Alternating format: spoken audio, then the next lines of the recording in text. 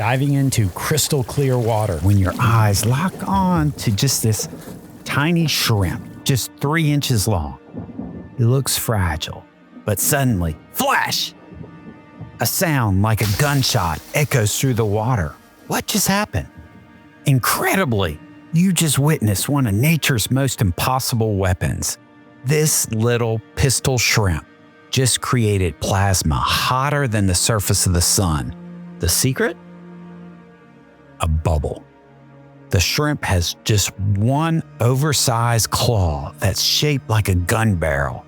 When that claw snaps shut at lightning speed, it shoots out a jet of water so fast that physics goes a little crazy. The pressure drops so low that the water itself can't stay liquid anymore, so it creates a bubble, a tiny pocket of vapor. But here's where it gets really crazy, a little wild. That bubble can't handle the pressure around it, so it collapses violently. In that split second of collapse, the temperature inside spikes to 8,000 degrees, hot enough to create plasma, that same stuff that powers our sun. The result? A sound so loud, 218 decibels, that it's actually played havoc on U.S. Navy sonar equipment sometimes. A 3-inch shrimp jamming military equipment with bubbles? So what started as a cute underwater creature became a physics-defying weapon. And that's the thing about bubbles. They always lead somewhere unexpected. This is The Outfall, the podcast that explores the hidden world of water and infrastructure. What if I told you that everything around you, the water from your tap, the metal in your phone, the city that you live in, exists because of something invisible that's been hiding in plain sight for centuries? We're talking about bubbles. Yes, bubbles. And trust me, these stories are never what they first appear. We're going to meet an artist who's been photographing bubbles for 50 years and a professor his friends call Dr. Bubbles. But first, when I mention bubbles, you probably think of carbonation, right? So let's start our story there. Take something as simple as the fizz in your soda. In 1767, this English minister named Joseph Priestley was living next to a brewery in Leeds. He kept noticing these mysterious gases floating up above the beer vats. So he did what any good scientist would do, or English minister. He started experimenting. He captured the gas from the vats and bubbled it through water. The water started to fizz. Priestley had just created the world's first artificially carbonated water. He called it fixed air and described the taste with typical British understatement as having a peculiar satisfaction. But here's the key. Priestley didn't keep this discovery to himself. He published his findings in a paper for the Royal Society. Hundreds of miles away, a German watchmaker named Joseph Schweppe read Priestley's paper.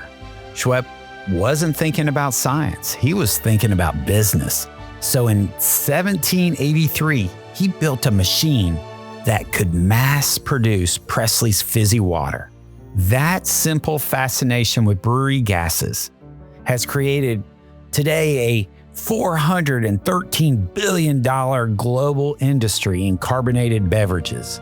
Every Coke, every Pepsi, every sparkling water you've ever drunk traces back to one minister wondering about what was happening above those beer vats.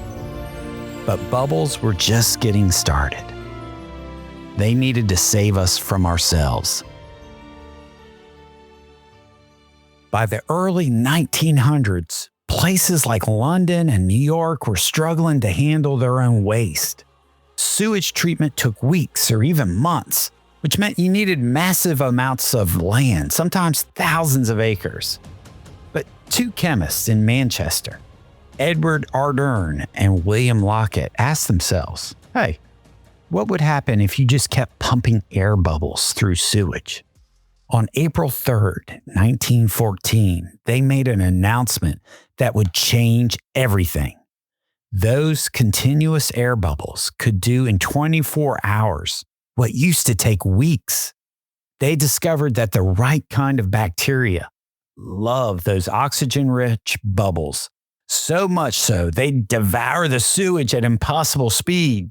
The modern metropolis was born. What started as a simple question about bubbling air into sewage became the foundation of modern urban life. But bubbles don't just clean wastewater. They also purify water flowing from your tap. Right here in South Carolina, Greenville Water operates one of the largest dissolved air flotation plants in the country. As their Chief Operations Officer, Jeff Phillips, explained to us last year.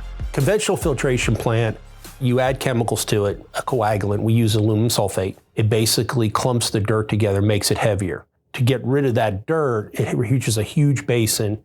That slowing down the water allows that dirt to settle to the bottom, and the clean water comes off the top.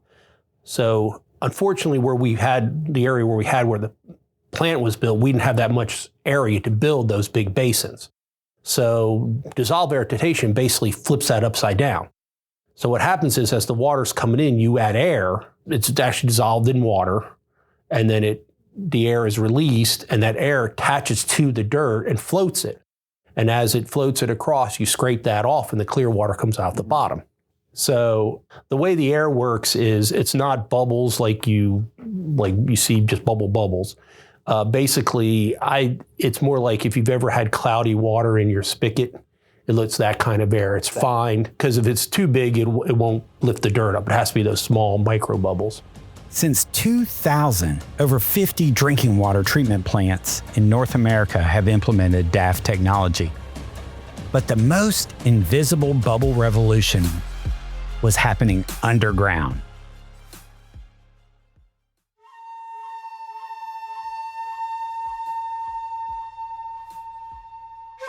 Every piece of copper wire in your house, every metal component in your phone, every circuit in your computer, they all started as rocks with maybe, 1% valuable metal mixed in with 99% worthless stone.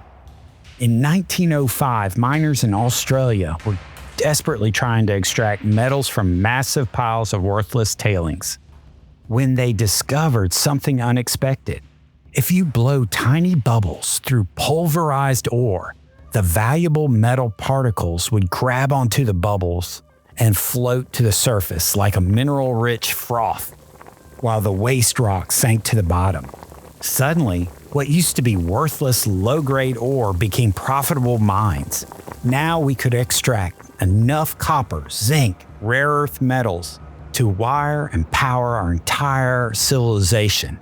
So what started as a simple observation about bubbles clinging to metal became the invisible foundation of every electronic device on Earth. How about that? And right now, as you listen to this, millions of bubbles are floating precious metal to the surface in mines around the world, keeping our digital age running.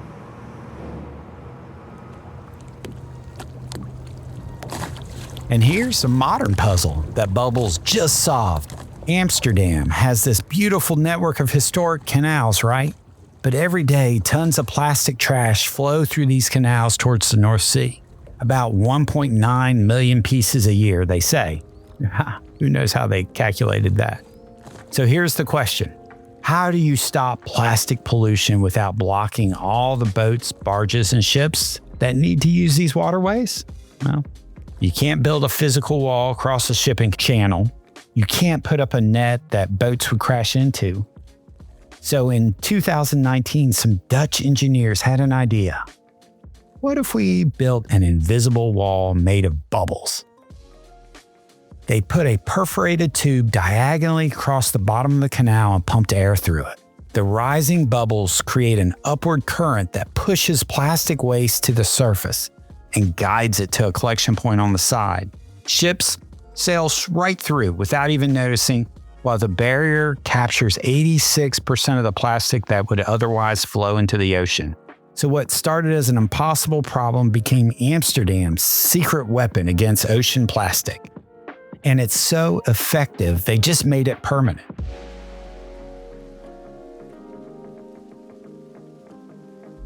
We're not done. Not even close.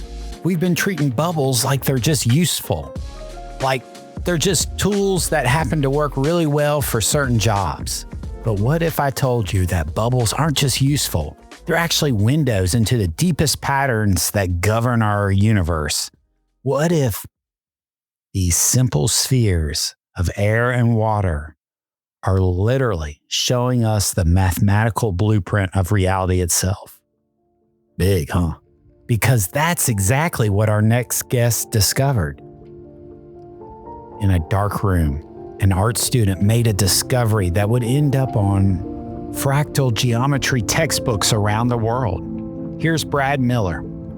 After I was working in the darkroom, I was taking photographs of bubbles, and I noticed that there were bubbles in the materials in the darkroom, like, the developing liquids and all that. They're bubbles. So I said, well, why don't I just take an enlarger and expose the bubbles onto the paper and get a shadow and see what that looks like.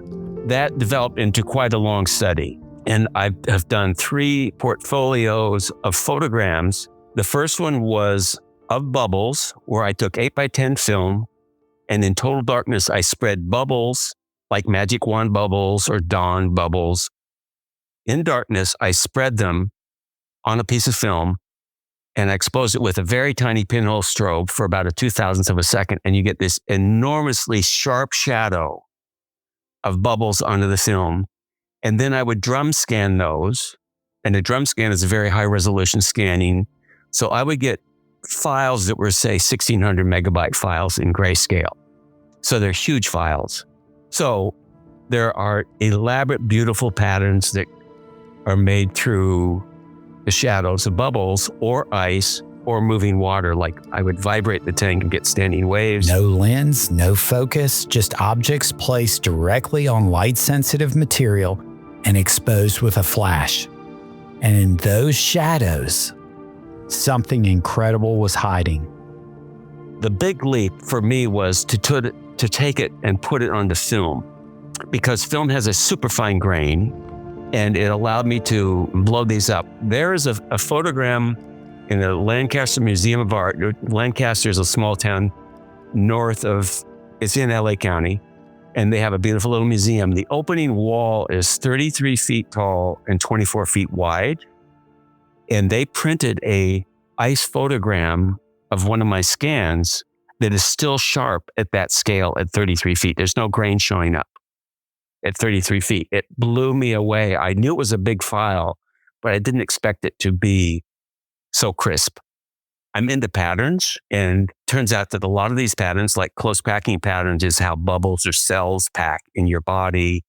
Dendritic patterns in your brain or your lungs, is a dendritic pattern, a tree branching pattern. These are all fractal images. They're all fractals, turns out. They're primary images in fractal geometry. So I didn't know that. I was just intuitively working with these all these years. And maybe in the last 10 years, I figured out, oh my gosh, these are all fractals. Brad's bubble images were revealing the mathematical blueprint of reality itself.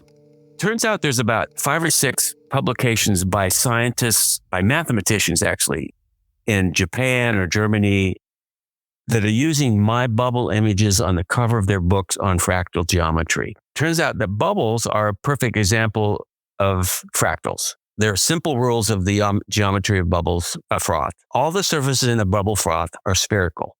All the joints where the 3 walls come together meet at 120 degrees. And all of the joints where 4 bubbles come together into a point come together close to 109 degrees. So when you look at a froth, somehow all that geometry is in play and fixed. So you see little bubbles that mimic big bubbles. They're identical shapes. 50 years ago, Brad captured the operating system of reality itself, and that brings us to a fundamental question. What is exactly a bubble? And that's what I asked Dr. Diego Rosso at UC Irvine, a professor who colleagues call him Dr. Bubbles, which I love, by the way, about what's really going on inside these seemingly simple spheres. I realized how much I didn't know. And I spent so much time reading papers, reading books, and trying to figure out a way to do experiments to understand what was happening inside the bubbles. And bubbles look so innocuous and transparent and cute, and they're so mysterious because there is so much math and physics associated with them, and we don't realize it until we start studying them. When a bubble is a bubble of, say, air traveling in pure water, tap water, going up, the bubble is formed by two half spheres, okay? If you cut it along the vertical axis, it's two half spheres that are circulating. The gas inside the bubbles circulates, and it circulates with a movement that is very similar or analogous to those of the tracks of an excavator or a tank along when the tank is moving forward. When the tank is moving forward, the wheels of the tank are rotating, but the track has a zero velocity compared to the soil, unless it's slipping. And so that's what happens at the surface of the bubbles. The bubbles are basically, the gas inside circulates, but the velocity of the gas at the wall, at the skin of the bubble is zero because the water is not going anywhere. It's not going up or down. It's steady. And so the gas has to be steady, but the bubble goes up, so it keeps revolving on the inside, all the way up. Once there are contaminants in the bubble, in the water, once there are contaminants in the water, like soap molecules that accumulate onto the surface of the bubble, they form like a fuzz on the inside. Their little tails, are like the surface of a peach, but on the inside of the bubble. And that acts as tiny, tiny buffles to prevent the gas circulation to get all the way to the surface. And that hinders the oxygen transfer from the inside of the bubble to the outside. So they go from being a fully circulating sphere to becoming a solid sphere that diffuses oxygen by diffusion instead of by advection. Diego's obsession follows him everywhere. I'm laughing because I'm the type of person who will go to the jacuzzi and spend most of the interest of the jacuzzi is the bubbles on the surface and not the actual jacuzzi. Okay. What I find magical is that they look the same, but they're no two alike. And any little perturbation will make them, drift to the right or to the left, and they open up in a plume. It's inevitable they will open up in a plume. You can't control that. And each bubble, they may look like a sphere, but they depart from being spherical. And in certain conditions, they look like little kidneys, like a jelly bean. That's fascinating because they're like flexible, they're elastic. They oscillate along the axis. And when the bubbles are large enough, they turn into like jellyfish-like structures called spherical caps. And they have a huge wake full of turbulence. When Diego discovered Brad's bubble photography, it was like finding a missing piece of his own scientific puzzle. And he brings his artwork to class. He did this week. He came down here and he showed it to the students. The students are mesmerized by this. And the way he did it, this is before he knew me, so he did it without really the purpose of scientific investigation. He was looking for something beautiful. We show a lot of these images to the students, and over the years, I've been teaching this class for a number of years with them. We were so fascinated about explaining the scientific concepts behind this that we wrote a paper, and we published a paper in the Journal for Art, Science, and Technology. So I got to write a paper with an artist, which is one of the great achievements of my career because it sounds so exotic for a scientist. Started as two separate obsessions. Brad chasing the beauty of bubbles in his dark room, Diego trying to make the sewage treatment more efficient, became something neither expected. When they finally met, they realized they'd been studying the same patterns all along. Brad's images revealed the geometry Diego needed to see, while Diego's science explained why Brad's images felt so captivating. What we've discovered is that bubbles aren't just simple spheres of air. They're one of nature's most powerful, versatile tools, from the pistol shrimp creating star-level temperatures to the bacteria in our sewage plants, from the metals in our phones to the plastic being cleaned from Amsterdam's canals. Bubbles, have been quietly shaping our world in ways we've never imagined. But here's what really gets me. Every single breakthrough we've heard today started the same way, with someone noticing something small and asking a simple question. Sometimes alone, sometimes finding others asking the same question differently. Presley wondering about brewery gases, Ardern and Lockett asking, what if we keep aerating this sewage? Brad Miller placing bubbles on film in complete darkness. You know, maybe the most powerful thing trapped inside every bubble is a question waiting to be asked. Because if regular bubbles can do all this, what happens when we make them smaller? So small, they're invisible. That's where our story goes next. Into the world of nanobubbles, where engineers are betting their careers on technology so tiny, you can't see it. So new, it's barely understood, and so powerful, it might just save the world. Join us for next time. So if this episode changed how you think about bubbles, help us subscribe and share it with a friend. And check the show notes to see Brad's incredible bubble images. Until next time, this is Robert.